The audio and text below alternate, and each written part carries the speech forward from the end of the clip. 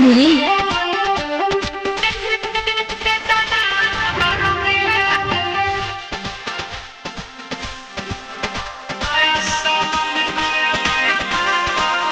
जैसे दुनिया चल गए वैसे चलतानी प्यारा गिरगिट के जैसे बदलतानी जैसे दुनिया चले वैसे चलतानी प्यारा गिरगिट के जैसे बदलतानी एही बहाने घूमे के नेपाल मिले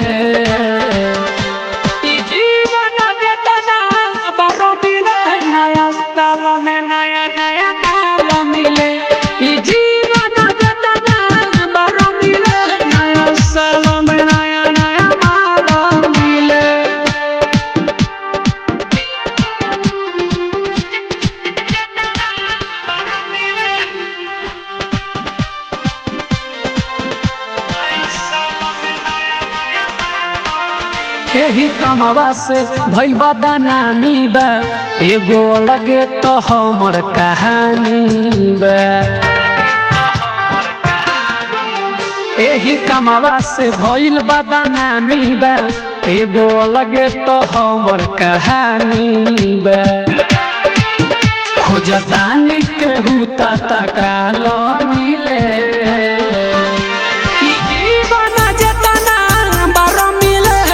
साल में नया नया माल मिले जीवन जतना बार मिले नया साल में नया नया माल मिले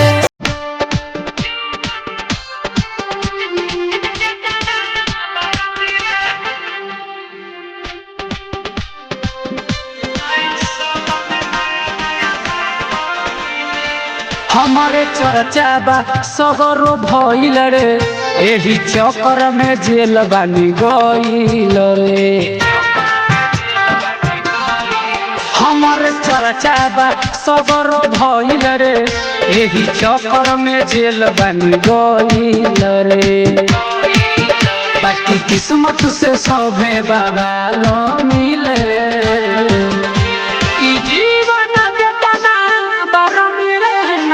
साल में नया नया माल मिले